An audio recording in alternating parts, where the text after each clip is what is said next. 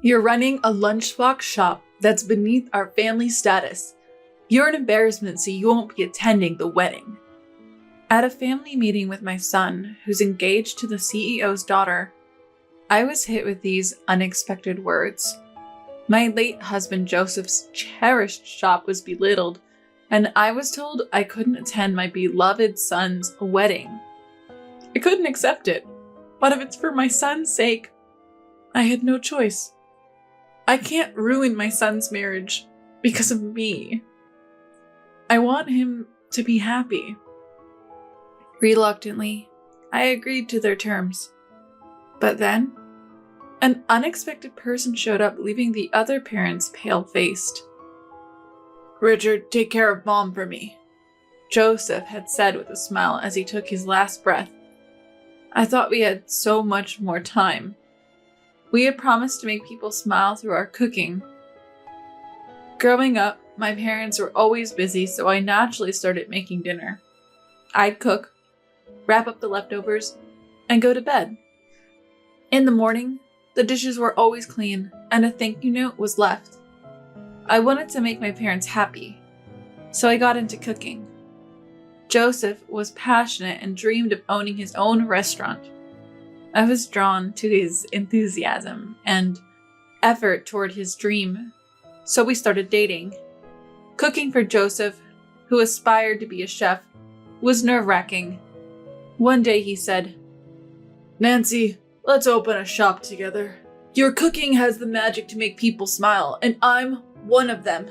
Let's make people smile together." Hearing that, I remembered my past efforts to please my parents and decided to run a homey lunchbox shop with Joseph. I handled mornings.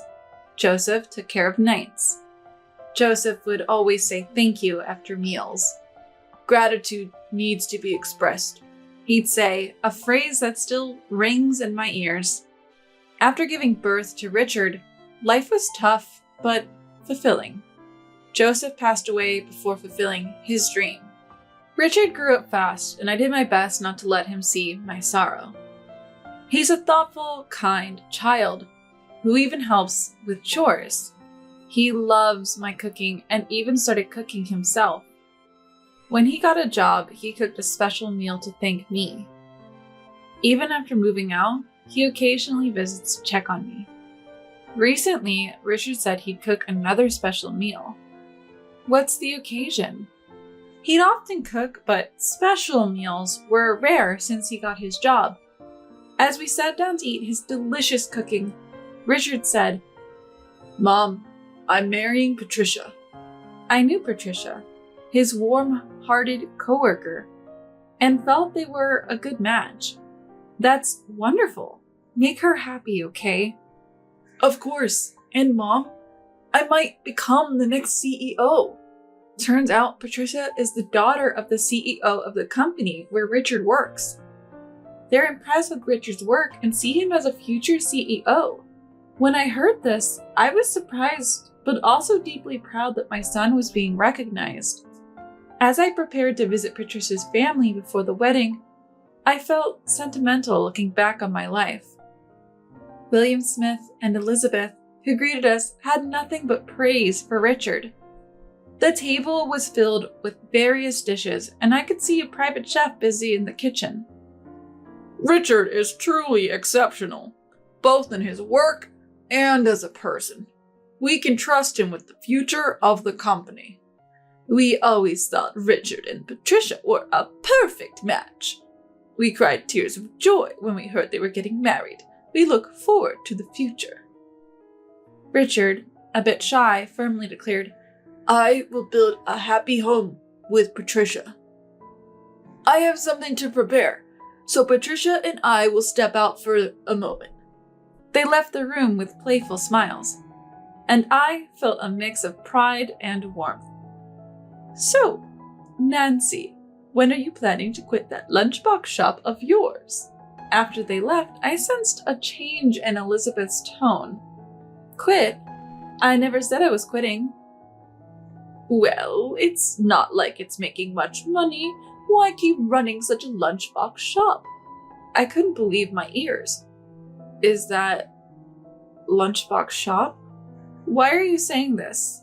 That shop is precious to me and my late husband, Joseph. Well, it's not like you're offering anything special. The Smith family owns a major corporation with hundreds of employees. It's not a good match. We were fine with Richard, but we can't accept that his family runs a small-town lunchbox shop. We thought you were quitting, which is why we moved forward with the wedding plans. I was stunned. I couldn't comprehend what was being said. Or maybe I didn't want to. Was my shop the reason Richard couldn't get married? Why does the scale of our business affect my son's marriage? It's a significant difference, objectively speaking. Elizabeth is right. How can we tell people that the family of our future CEO runs an outdated lunchbox shop? Don't belittle it just because it's a lunchbox shop. Elizabeth snorted at my words and delivered the final blow. Enough! You're an embarrassment to our family with that lunchbox shop. You won't be attending the wedding. Not just the wedding. If you continue the shop, we'll cut ties with Richard as well. Do you intend to hold Richard back? Their words cut deep into my heart. I was overwhelmed with a mix of emptiness and anger. I was just happy that Richard was finding his happiness. He's my pride and joy. Please, let me see him get married, even if it's from the shadows. Why do I have to watch Richard's fine form from the shadows? It was my own words, but to be honest, my brain couldn't keep up with them. I'm sorry, but even if you were in the shadows, Richard and Patricia might find it suspicious. We'll say you had an emergency and couldn't attend. Just then, I started to hear Richard and Patricia's voices as they returned to the room. They'll be back soon. If I just give in to William Smith and Elizabeth's demands, these two can live happily. If I just endure it, everything will work out. If I just... Nancy, what do you think? All right. Sorry for the wait. Here's a gift from us to the three of you. Oh, what a relief! You two prepared such a wonderful gift. I'm so happy. Thank you. I didn't expect you to do something so wonderful. Elizabeth got a music box. President William got a whiskey. And for me, an apron. Patricia suggested the apron, saying you're always cooking delicious meals at the shop. We were worried if you'd like it. Ah, thank you. I'll cherish it. Mom, are you crying that much? Tears wouldn't stop flowing. Richard looked at me, surprised but smiling warmly. This apron will be my last memory. The smiles of Richard and Patricia were deeply etched in my heart. Be happy. On the day of the wedding, I sat on the living room floor, still in my pajamas, without even the energy to turn on the lights. My phone was filled with missed calls from Richard and Patricia. Since that day, I didn't know how to interact with Richard, who was excitedly talking about the wedding. I could only offer him cliched words. I held the apron they gave me tightly. Celebrating their union alone, tears flowing endlessly. The next day, I was awakened by the incessant ringing of the doorbell. I instantly knew it was Richard. And indeed, it was him, and Patricia was with him. On the first day of their new life, they had come all the way to my house. As soon as I opened the door, Richard, unable to hide his anxiety, said, Mom, what happened? We were worried because we knew you wouldn't forget the wedding. Why didn't you come? Nancy, was it something I did?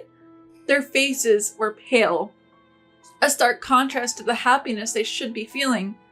I didn't expect him to make me look like this the day after the wedding. Mom, please, I need to know. From their expressions, I knew that no amount of sugarcoating would work. Let's talk. Come in. I told them everything that President William and Elizabeth had said to me when they stepped out. I wondered if it was okay to reveal everything, but I couldn't stop myself. Richard's face gradually tensed up. But Patricia seemed the most shocked. What is this? How could they say such terrible things to you, Nancy? This is unbelievable. Tears flowed from Patricia's eyes, widened in a mix of anger, sadness, and surprise. Nancy, I don't know how to apologize for my parents. I'm so sorry. Stop it, Patricia. You've done nothing wrong. I'm sorry for causing you pain the day after your wedding. Mom, thank you for telling us. Richard spoke calmly, and with a dazed Patricia left my home. The next day, the doorbell rang again. Could it be Richard? I opened the door to find President William and Elizabeth standing there. What have you done? Enough of your games! I was emotionless as I absorbed their angry shouts. What's the matter? You come here shouting, disturbing the neighbors? Disturbing? We're not worried about the neighbors. You've ruined everything. Seems like you're the ones who've ruined things. What are you talking about? You must have filled Patricia and Richard's heads with nonsense. Richard even handed in his resignation. That's right. Patricia is even talking about cutting ties with us. You orchestrated this, didn't you? I hadn't asked for any of this, nor had I orchestrated anything. Was this what Richard's determined look meant?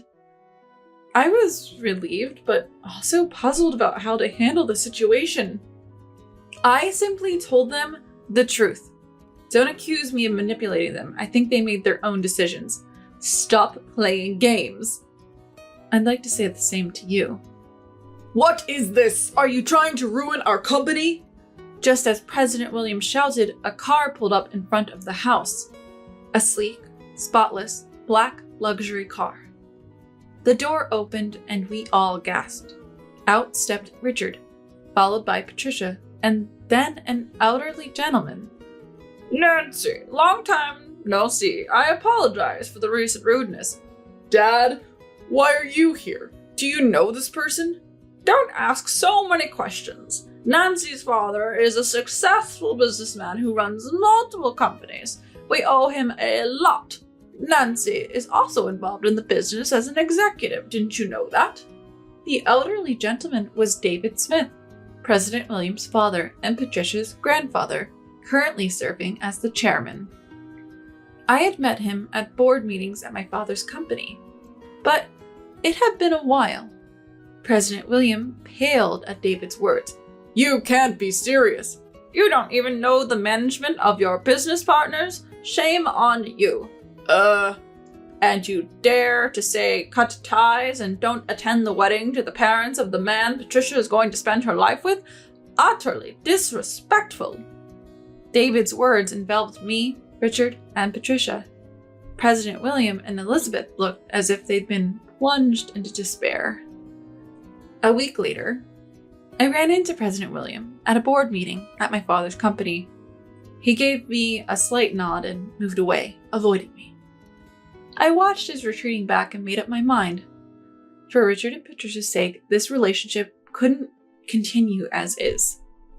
After the meeting, I stopped President William, who was hurrying home. President William, we're renting out my shop this weekend to celebrate my son's wedding. Would you like to join us? Well, I don't think it's appropriate for me to. Don't say that. It's a good opportunity to mend fences. We had issues at the wedding, but why not start fresh?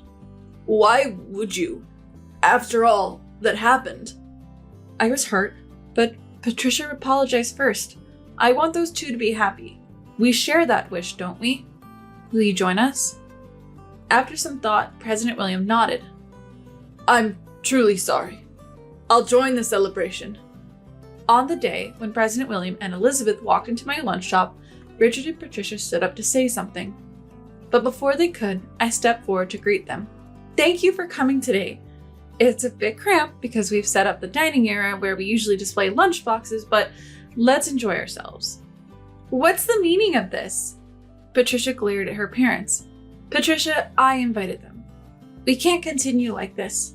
We can't forget what happened at the wedding, but we can make better memories from now on. But also, you can't just sever ties with family. I have a request too, okay? Elizabeth, thank you for raising Patricia to be such a wonderful person.